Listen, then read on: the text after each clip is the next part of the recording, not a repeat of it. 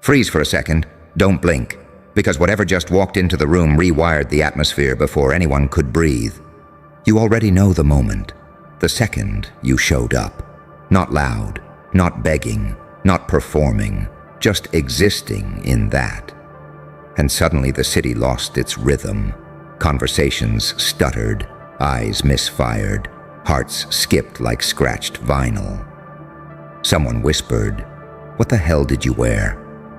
But what they really meant was, "What the hell did you become?" Because this was never about fabric, never about color or cut or price. This was about signal, about frequency, about you walking in, dressed like a contradiction they couldn't resolve.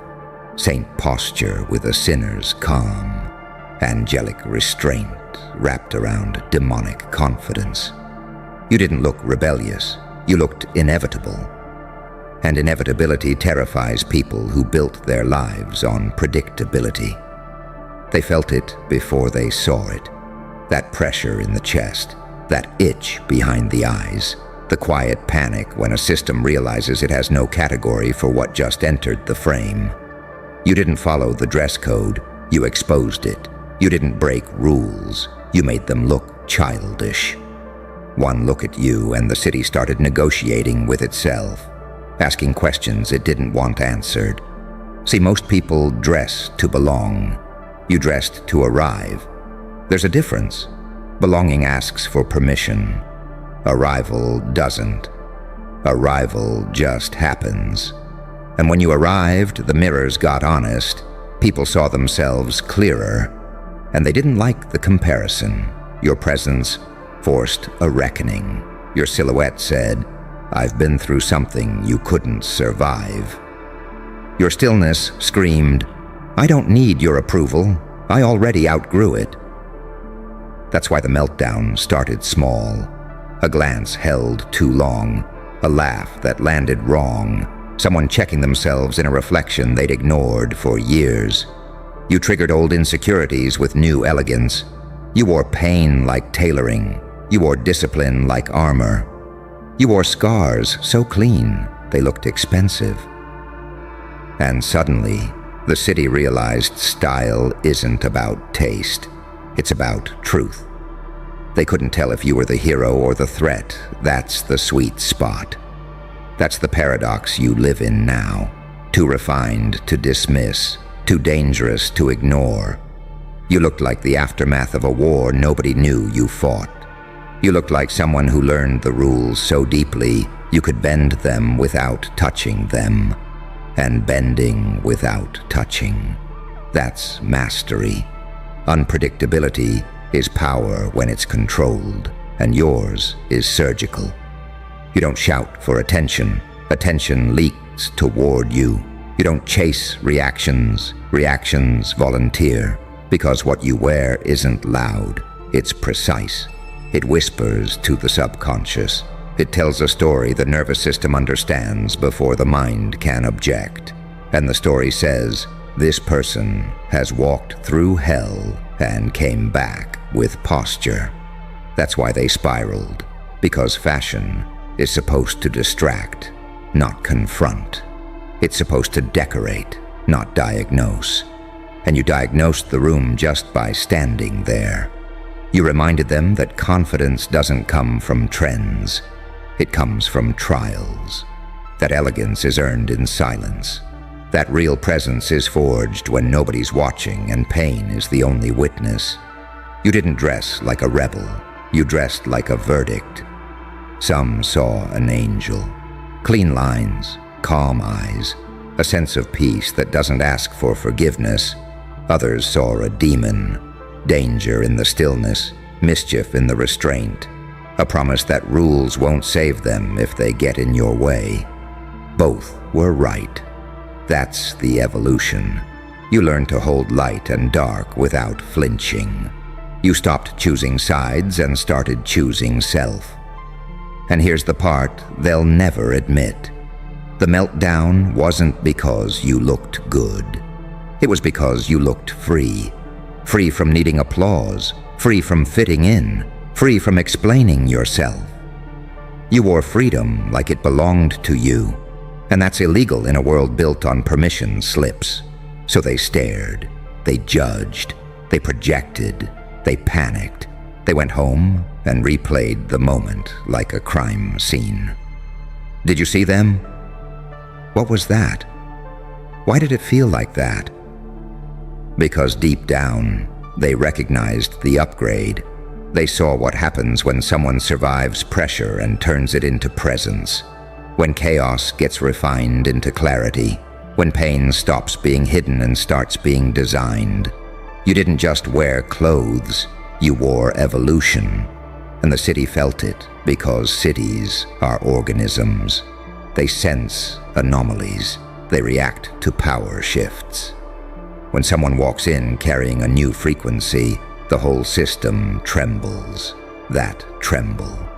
That's respect, learning how to spell your name. That's fear, realizing it can't bully you anymore.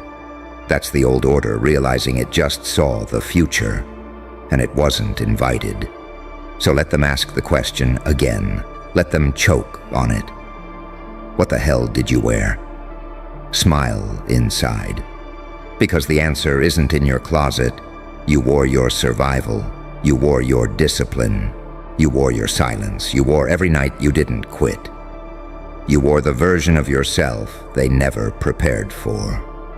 And one look was all it took for the city to lose its mind.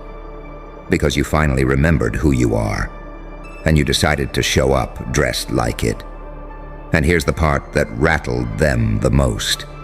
You didn't try. That's what broke their nervous system. If you had tried, they could have rationalized it, called it effort, called it ego, called it compensation.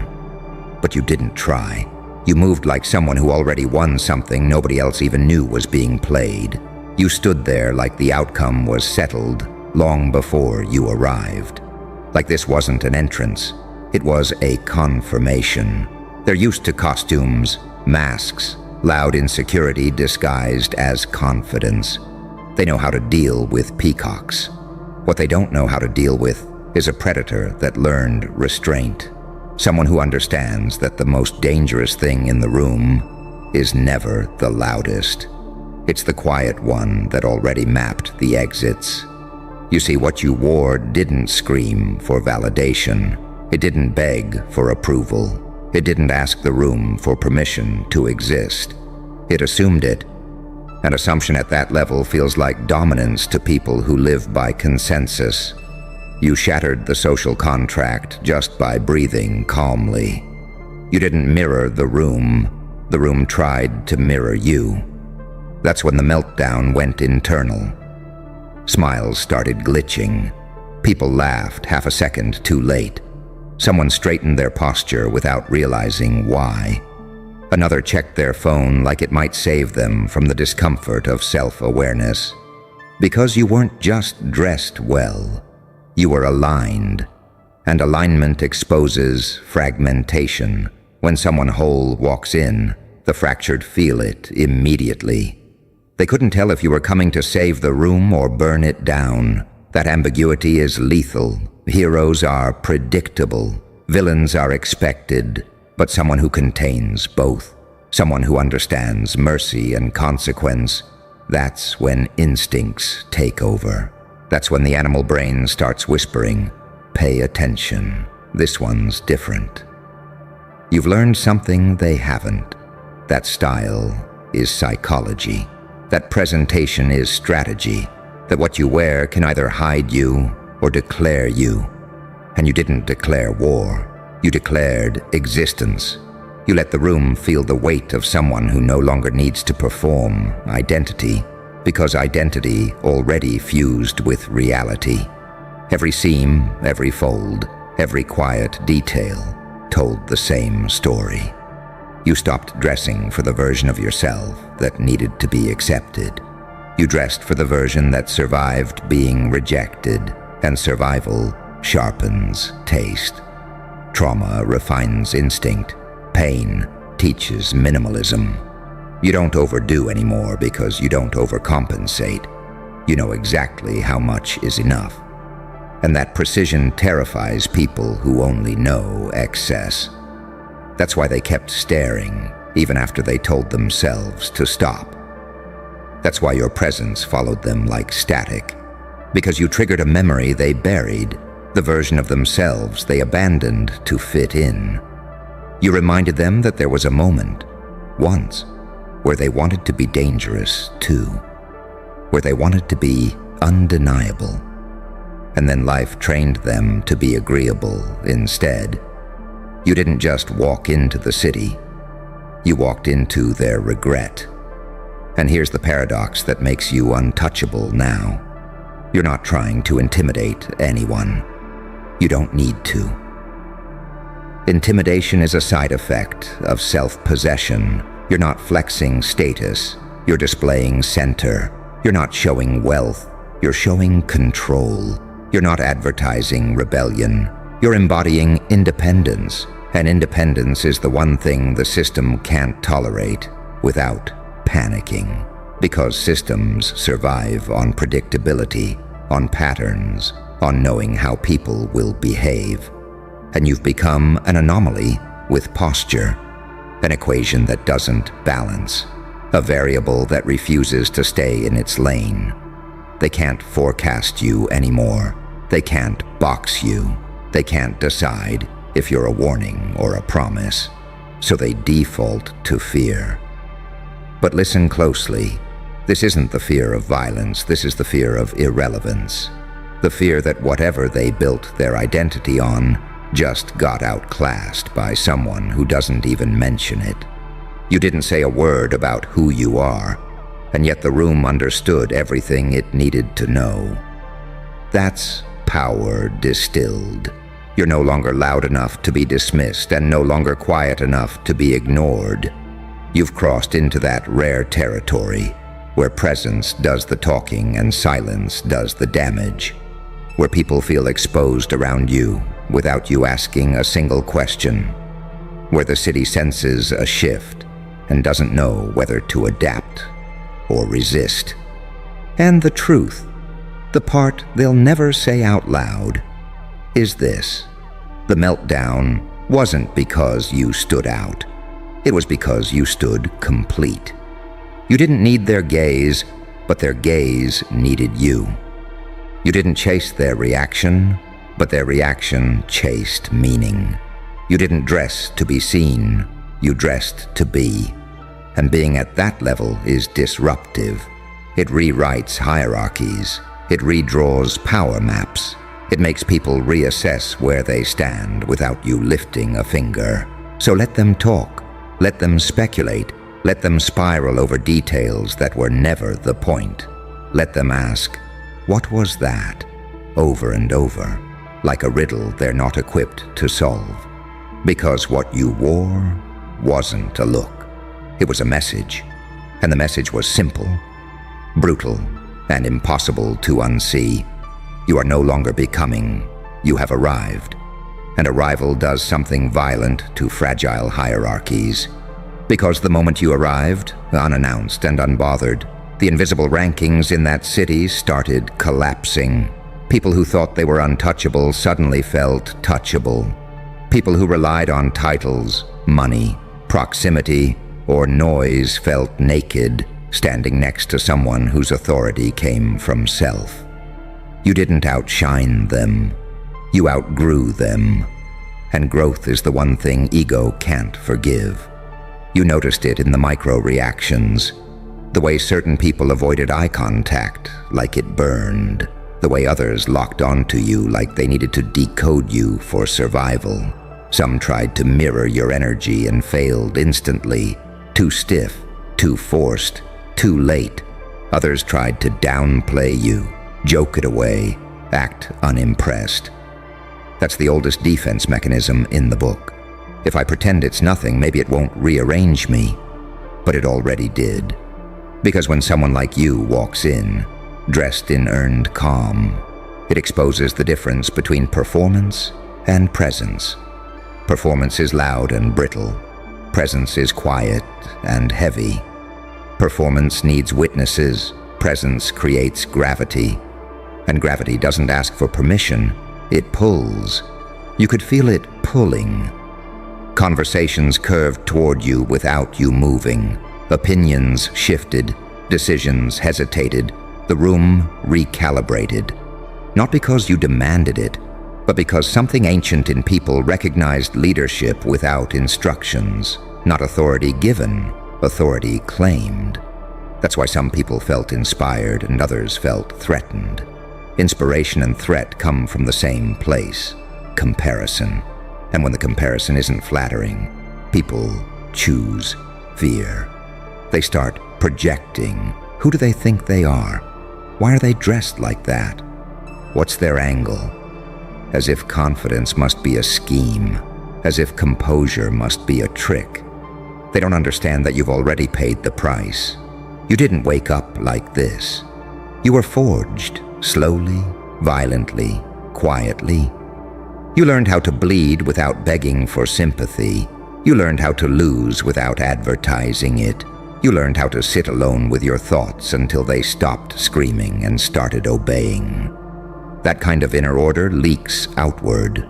It shows up in how you walk, how you pause, how you choose restraint over reaction. And restraint is the scariest thing of all, because restraint means you could do more, but you don't need to. It means you have access to chaos, but you keep it leashed. It means the demon is there, but the angel holds the keys. Or maybe it's the other way around. That ambiguity keeps people guessing, and guessing keeps them off balance. They don't know whether you're disciplined or dangerous. They don't know if you're kind or calculating. They don't know if you're observing or judging. And that uncertainty makes every interaction feel like a test they didn't study for. So the city reacted like any insecure organism does when it encounters an apex anomaly. It panicked quietly. Rumors started mutating, stories exaggerated. Your look became legend within hours.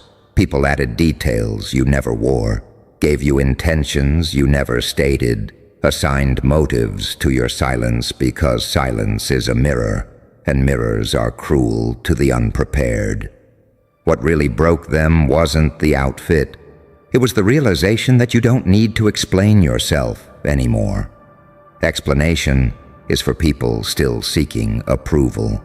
You moved past that stage. You let your existence do the communicating. And existence at that level feels offensive to people who are still negotiating their worth. You remind them of the work they avoided, the standards they lowered, the fire they traded for comfort. That's why some will try to humble you, not because you're arrogant, but because your confidence highlights their surrender. They'll nitpick, downplay, mock, dismiss. That's not critique, that's self-defense. They're protecting the story they tell themselves about why they never became who they wanted to be. But you don't owe them comfort. You didn't dress to soothe insecurities. You dressed to express alignment.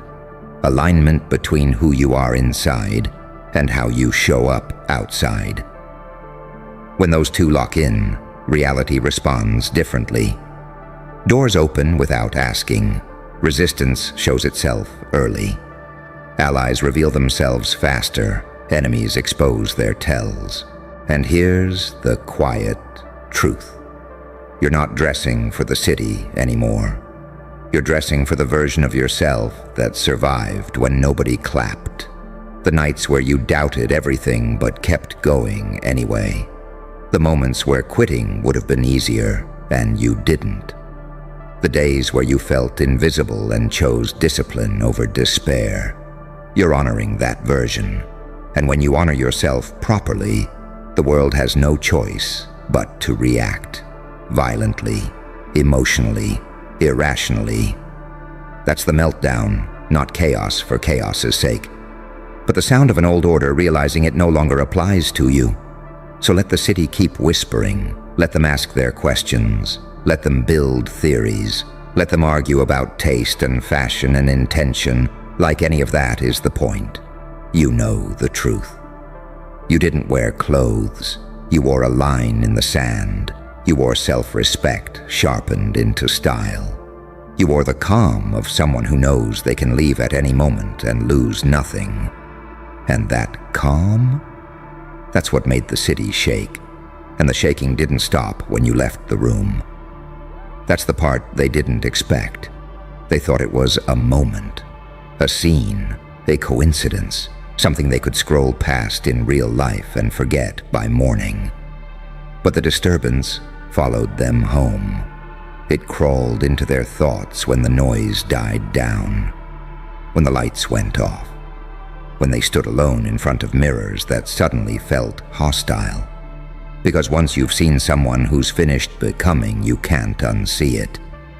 They replayed you in their heads, frame by frame, the way you didn't rush, the way you didn't fill silence, the way you seemed completely unbothered by the need to impress. That's when the panic deepened, because confidence that doesn't ask for permission feels illegal in a world addicted to validation. You didn't seek approval. You made approval irrelevant. And irrelevance is the deepest fear most people carry. They build their lives around being seen, being liked, being included. You walked in dressed like inclusion was optional, like applause was background noise, like rejection was something you already metabolized into fuel. And that level of internal sovereignty makes people nervous, because it means you can't be controlled with praise or fear. You're no longer responsive to the usual levers. That's why some felt drawn to you like moths to a quiet flame. They wanted to stand near you, absorb something, borrow a fragment of that steadiness. Others felt an urge to compete, to dominate, to reassert themselves. Both reactions came from the same place: recognition. Something in them knew you were operating from a different layer of reality. You didn't dress to intimidate. You dressed to declare independence from the emotional economy they're trapped in. Every detail about you said the same thing. I've already lost what I was afraid to lose. And when fear is gone, what's left looks like madness to people still governed by it. They mistake peace for arrogance. They mistake self-trust for ego. They mistake silence for judgment. But silence isn't judgment. Silence is clarity, and clarity is ruthless. Because clarity strips away excuses. It exposes coping mechanisms. It highlights the gap between who someone is and who they pretend to be. You didn't call anyone out, but your presence audited the room. And audits are never comfortable for people who've been cutting corners on themselves. That's why the meltdown turned emotional before it ever became verbal. Some felt envy they couldn't name. Others felt admiration they didn't want to admit. A few felt anger with no target. That's what happens when an unclassified entity enters a system built on labels. The system panics. It tries to assign meaning, role, threat level. And when it can't, it defaults to chaos. But you stayed composed. You always do. Because chaos doesn't scare someone who's already reorganized their inner world. You've lived in disorder. You've slept next to uncertainty. You've made peace with not knowing how things would turn out, and kept moving anyway. So a city losing its mind over your presence? That's just noise to you now. What matters is what changed. From that moment on, you're no longer invisible. Not in the shallow sense, but in the energetic one. People feel you before they hear you. They sense your arrival before you speak. You've crossed into that rare territory where reputation precedes explanation, where people adjust themselves in your vicinity without understanding why. That's power without performance. And it didn't come from clothes. It came from coherence, from the alignment between your past suffering and your present restraint, from the way you no longer need to prove anything, because you already survived everything that was meant to break you. They can argue about taste all they want. They can dissect fabrics, colors, aesthetics. That's surface-level coping. The truth lives underneath. You wore self-definition. Hold still, not your body, your mouth. Because this is the moment they warned you about. The moment where silence was safer, and you chose precision instead. You weren't supposed to say that, not like that, not clean, not without shaking your voice or softening the edges so they could digest it without choking. You weren't supposed to speak it in a way that left no exits, no misunderstandings, no room for interpretation. But you did. And when it landed, it didn't explode. It echoed. That's what scared them. See, they can survive noise. They can survive chaos. They can survive rage, insults, theatrics, emotional meltdowns, messy confessions. They've built entire systems to filter that out. But clarity slices straight through the armor. You didn't yell. You didn't beg. You didn't decorate it with emotion so they could dismiss it as too much. You said it clean, like a verdict, like a doctor naming a disease, like a mirror being held at eye level with the lights on. And everyone felt it. You felt the room shift, didn't you? Not loud, not dramatic, just that microscopic pause where breathing stutters and eyes recalibrate. That moment when people realize something irreversible just entered the atmosphere. Because clean truth doesn't argue. It arrives. You've lived long enough in the dark to learn this paradox. The most dangerous statements aren't angry. They're calm. They don't sound like rebellion. They sound like inevitability. You didn't expose them with theatrics.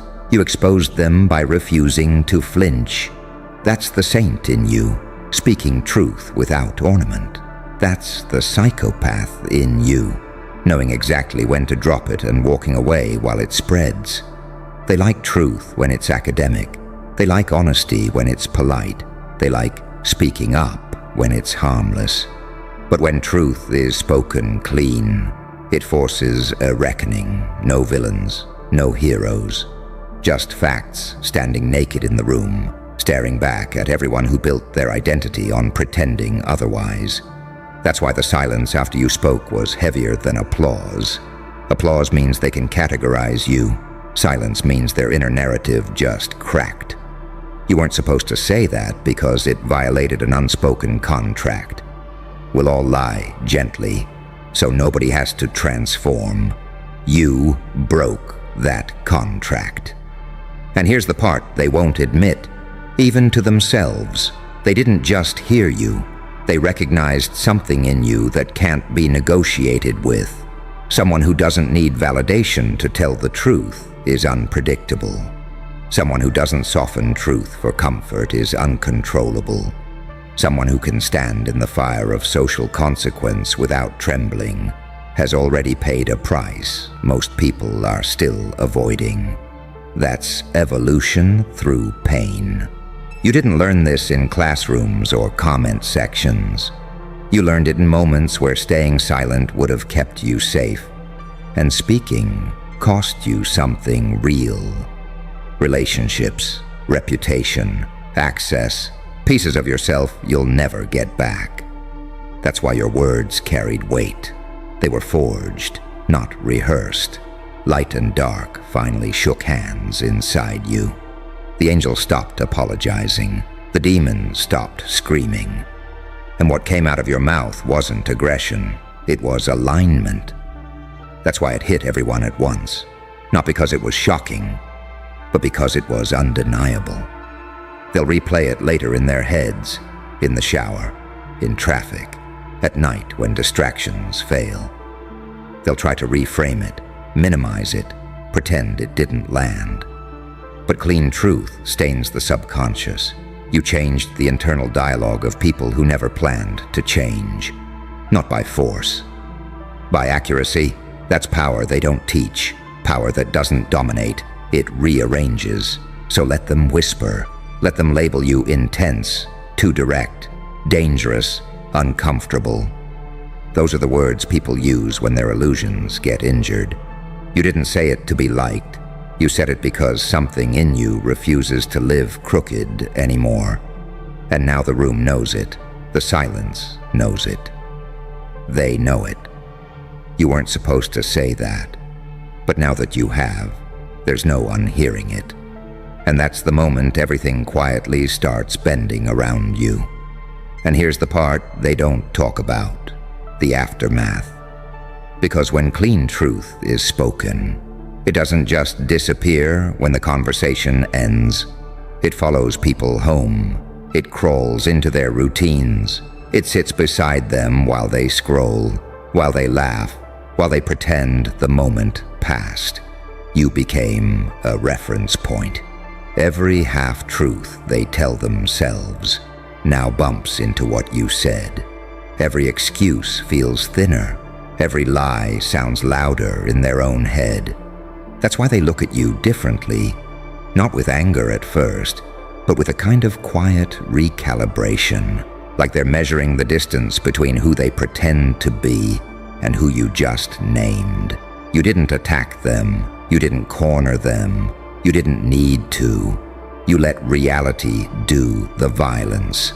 And that's why your calm scared them more than rage ever could.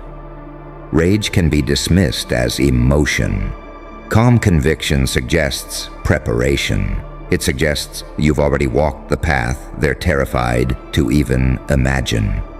You've been both things long enough to understand the paradox.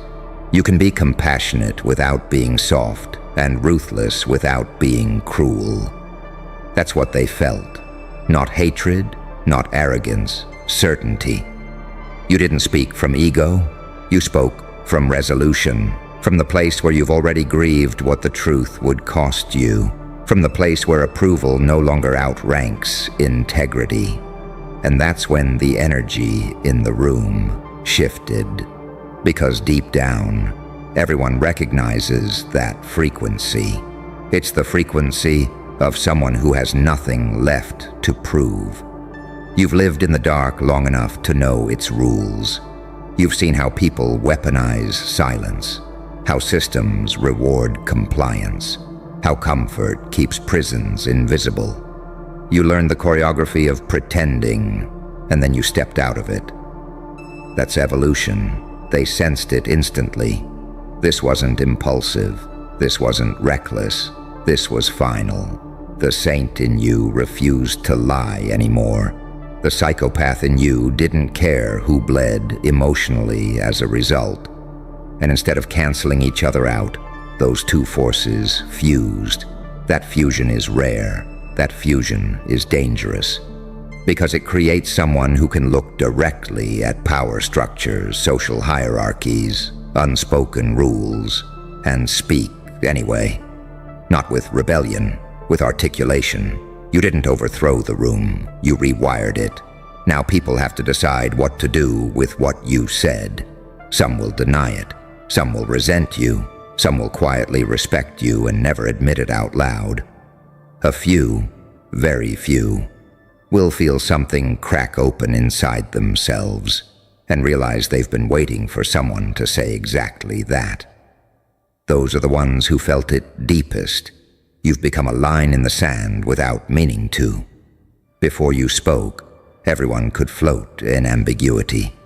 After you spoke, alignment became unavoidable. And that's why your presence feels heavier now. Not because you changed, but because you removed the illusion that everyone else was standing on equal ground.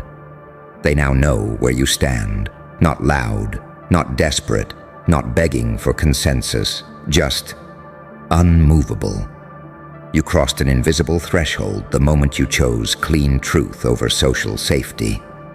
There's no going back to being harmless after that.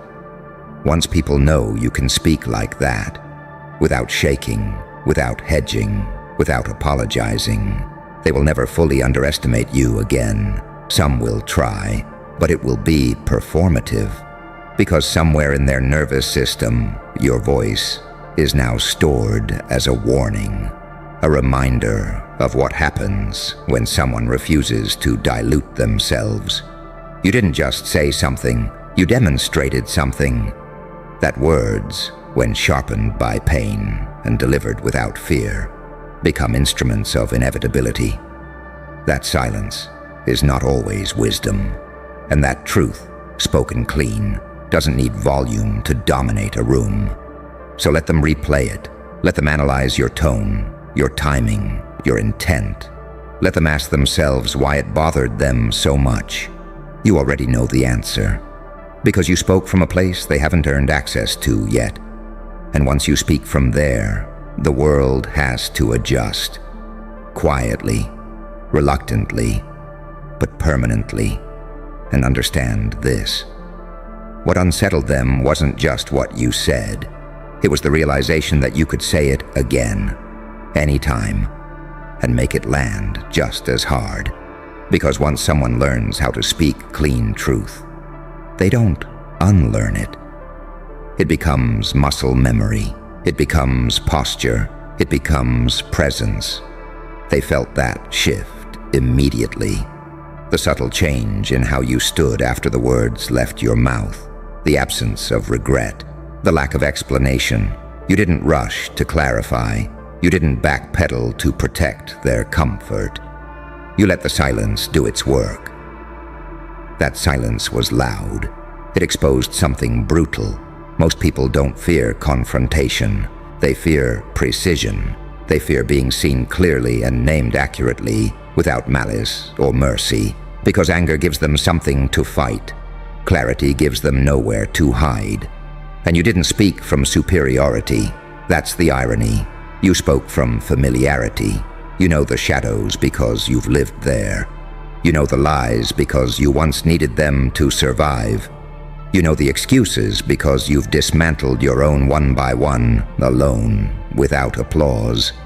That's why your words carried gravity. They weren't theoretical, they were lived. You didn't sound like someone trying to win an argument. You sounded like someone who already survived the consequences. And that changes the power dynamic instantly. The room wasn't offended, it was recalibrating. Trying to decide whether you were still manageable. Trying to figure out which version of you just emerged. Because here's the truth they felt, but won't say out loud. People who can articulate uncomfortable truth without emotional leakage are dangerous to stagnant systems. You disrupt the economy of denial. You interrupt the flow of performative morality. You force people to confront whether their identity is real or just rehearsed. That's why they didn't clap. That's why no one laughed. That's why the moment lingered like static. You broke the spell. And now everything that follows feels slightly unstable. Every conversation afterward feels thinner. Every joke feels forced. Every polite exchange feels like theater. Because once the truth has been spoken clean, the room never fully recovers. They may move on. They may change the subject. They may even pretend nothing happened. But their nervous systems remember. They remember that you didn't seek permission. They remember that you didn't hedge. They remember that you didn't apologize for accuracy. That plants a seed of unease and a seed of respect at the same time. And you know what's wild? You didn't do it to dominate. You didn't do it to prove intelligence. You didn't do it to assert control. You did it because something in you reached a breaking point where silence felt like betrayal. That's the evolution. That's the moment the angel in you stopped protecting everyone else's feelings at the cost of your own integrity. And the demon in you stopped burning everything down just to be heard. Balance. You found the blade's edge, and now you walk differently. You're not louder, but you're heavier. Not aggressive, but unmistakable. Not confrontational, but impossible to ignore. People sense that you're no longer available for manipulation through guilt or approval. They sense that you've already faced the worst-case scenario in your own mind, and spoke anyway. That's why they hesitate around you now. Why conversations pause when you enter. Why certain people avoid eye contact. It's not fear of you, it's fear of themselves in your presence. Because you reflect something back they can't unsee. And here's the final paradox they're grappling with. You didn't threaten the room, you freed it. By proving that truth can be spoken without chaos. That honesty doesn't have to be violent. That clarity doesn't require cruelty. And once someone demonstrates that, the old rules stop working. So let them sit with it. Let them replay your words in private. Let them argue with you in their head weeks later. You already moved on the moment you said it. You weren't supposed to say that. But now that you did, something irreversible happened. Not to them, to you. You crossed into the version of yourself that no longer negotiates with silence. And once you arrive there, the world doesn't get to decide whether you're ready. It only gets to adjust. And here's the part you're only just beginning to notice. The way you feel after it happened. There's no rush of adrenaline anymore. No shaking hands. No post-moment regret spiral. Just a strange, grounded stillness. Like something heavy finally clicked into place. That's because you didn't just speak words. You aligned yourself. You stopped leaking energy into restraint. You stopped wasting cognition on rehearsing what you shouldn't say. A massive internal tax vanished the moment you chose clean truth. And now your mind is quieter, not softer, sharper, not calmer, clearer. That clarity is dangerous because it compounds. Once you realize you can say the thing everyone is afraid of and survive, it rewires your risk calculation forever. Fear loses credibility. Consequences stop feeling mythical. Social pressure starts looking negotiable. You didn't become reckless. You became accurate. That's why people misread you now. They think you're cold when you're actually precise. They think you're arrogant when you're actually resolved. They think you're detached when you're simply done performing uncertainty. You've learned something most people never learn. Restraint is only noble when it serves truth. When restraint exists only to protect comfort, it's cowardice dressed up as maturity. You outgrew that costume. And that's why some people feel betrayed by you. Not because you harmed them, but because you stopped participating in the lie that kept them comfortable. You didn't raise your voice. You didn't insult anyone. You didn't posture. You just refused to dilute. That's the kind of move that redraws invisible hierarchies. Because power isn't always about who speaks the most.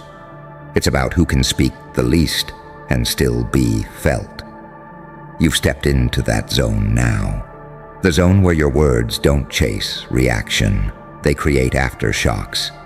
And understand this, the real shift isn't happening in the room anymore. It's happening in how people anticipate you. Before, they assumed they could predict your boundaries, that you'd hesitate, that you'd soften, that you'd choose harmony over honesty. Now they don't know where your line is. Only that once crossed, you will name it clean. That uncertainty changes behavior. It makes people more careful around you, more honest or more evasive. Either way, the dynamic is no longer neutral. You've become someone who raises the cost of bullshit simply by being present. And here's the thing they don't understand yet. You didn't gain this power by learning how to speak. You gained it by learning when silence was no longer integrity. That lesson came from pain, from swallowing words that should have been said, from watching consequences pile up while you stayed reasonable, from realizing that being misunderstood for truth is lighter than being praised for a lie. That's the alchemy. Pain didn't harden you, it refined you. It burned off excess emotion until only signal remained. And now when you speak, It carries the weight of someone who has already lost enough to stop negotiating with fear. That's why your words feel final, not dramatic, final. You're not trying to convince anymore. You're stating, and the world treats statements differently than arguments. Arguments invite debate. Statements invite adjustment. So let them adjust. Let them reframe you in their heads. Let them decide whether you're too much or not worth the trouble. Those labels are survival strategies, not judgments. You already crossed the point where approval was the currency. You chose coherence. And that choice echoes, not loudly, not immediately, but relentlessly. Because every time someone remembers what you said, they remember how you said it, without apology, without tremor, without spectacle. And somewhere deep inside them, a question keeps resurfacing. If they could say it that clean, what am I still hiding? You didn't just speak truth, you set a standard. And standards don't chase, they wait. You weren't supposed to say that, but now that you have, there's no version of you that fits back into the old silence. You don't need to be louder going forward. You don't need to repeat yourself.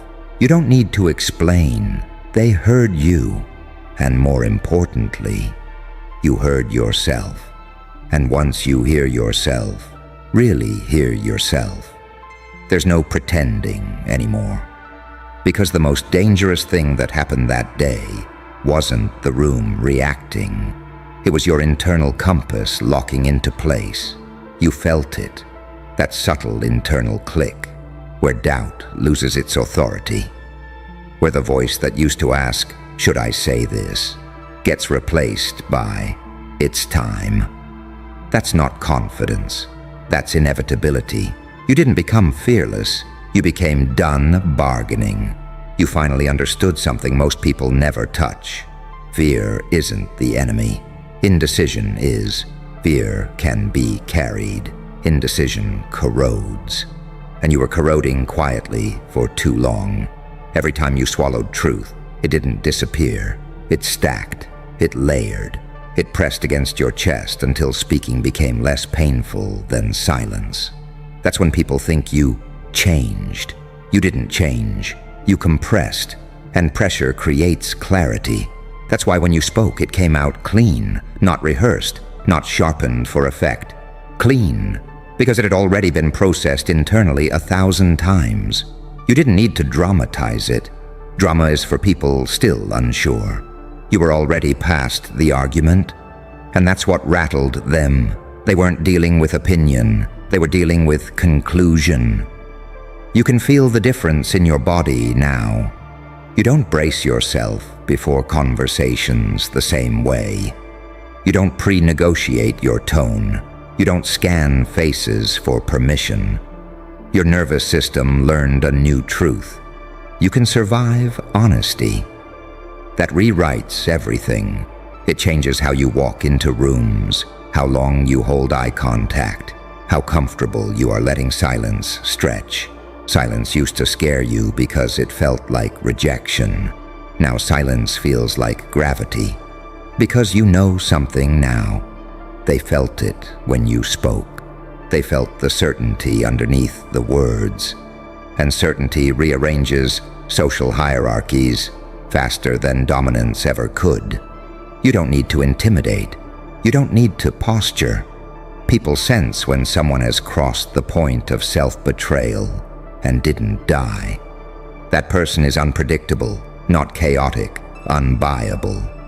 You can't be controlled with approval anymore. You can't be steered with guilt. You can't be softened with "be reasonable." Because you've already been reasonable to the point of self-erasure. And you remember how that felt. Never again. That's the demon talking, but disciplined now, not lashing out, not burning bridges, just standing guard. And the angel.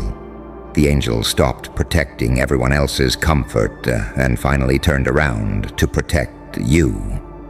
That union is lethal in the best way. You can tell now. Conversations feel different. People test you less directly. They phrase things carefully. They float half-truths instead of bold lies. Because on some level they know, if you name it, you'll name it clean. No theatrics, no escape routes. And here's the part they'll never articulate. They're afraid of what you might say next. Not because it would hurt them,